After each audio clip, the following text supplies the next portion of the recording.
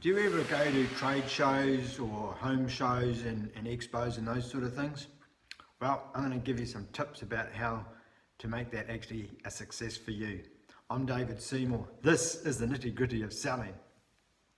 Now look, most of us who are in business at some stage or another go through to home shows and field days and other expos that are on.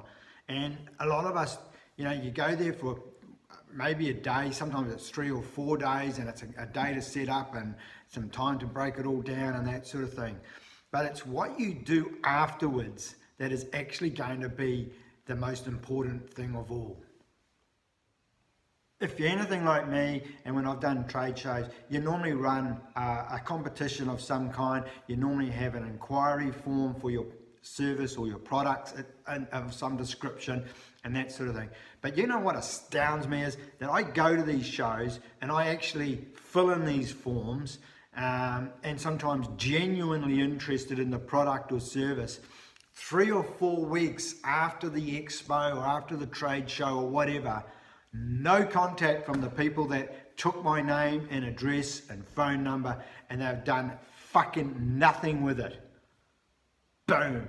What's the freaking point of doing the show to start with, spending all that money, all that time and energy at the show, whether it's a day or 2 or 3 or 4 days, collecting names and then do nothing with them? What a fucking waste of time. What's the point? I tell you what, it's actually more damaging to your business to collect names and do nothing with them than what it is to not actually collect names to start with and just let people ring you if they're interested. Why is it more damaging? Well, I'll tell you. It's because then people like myself who were genuinely interested, they're having a few beers with their friends or coffee with their girlfriends at lunchtime and so forth, and they go, you know that show we went to? I went and saw such and such a business. I gave them my name and phone number and email. I told them I was really interested in doing this or getting a quote or buying these products or whatever it may be, and I've never heard from them. And the girlfriends or the mates will go, oh, which business was that? Oh, that was XYZ business. Oh, well, shit, we won't go there.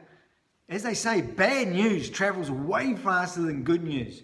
But look, I'm going to give credit to 2 businesses already that I went to the home show last end of September here in Whangarei, and 2 businesses, both for gutter protection. Both phoned me within probably about 10 days, said they're extremely busy. They will come and do a quote, and both of them have been and done a quote. So firstly, they contacted me, told me they were busy, but they will organise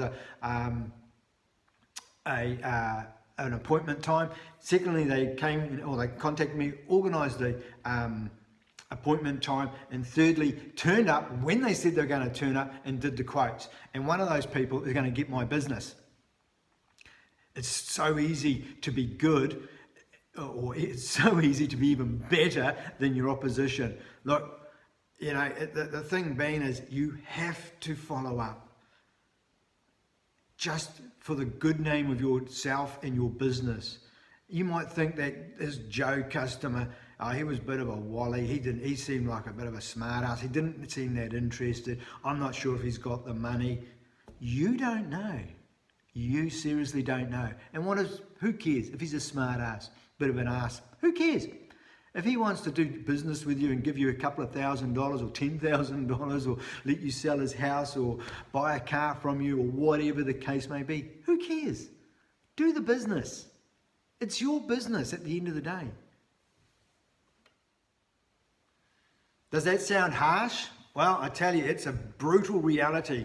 I can tell you on occasions over the last few years, I've been to field days and things like that, and I've contacted at one point 5 trade stands, or I went to 5 trade stands of all the same description. I won't mention the products. I don't want to upset anybody, but if you're in the solar energy trade, give it a think about how you handle things from now on. The thing being is that 5 freaking different forms filled in, we're interested, and 1 person, only 1, ever actually contacted and came and quoted. And I tell you what, after that, they never even followed up. What's the point of doing this if you're not going to make it work for you? Look, the last home show that I did in Whangarei, 2016, I earned over $22,000 in commissions from getting business and real estate at that show. $22,000 in commissions by following up, listing properties and selling properties. Why wouldn't you be doing this? It's just not rocket science, people. Come on.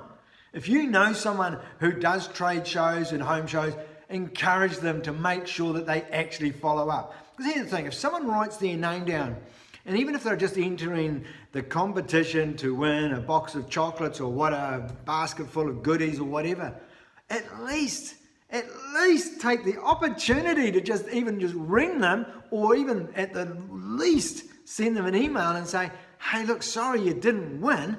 I'd love the opportunity to talk to you about how I might be able to help you. Fuck. And then people moan that the shows are no good, or they moan that they're going broke because they haven't got enough business. It's follow-up, people. And it's no different when you demo a car, or when you do an open home and you have people come through. If they've taken the time to come and see you, at least follow up. It doesn't matter whether you think they're going to buy the house or not, or the car, or your service if you've done a quote for them. Follow up. Just do it. You'll be surprised at how much more business you'll be able to get if you just do the basics. Follow up. Don't judge people. Don't make an assumption that they're probably not interested because they haven't called you. Follow up. Do your bloody job. That's my rant for the day. I'm David Seymour. This is the nitty-gritty of selling. Go out and make those calls.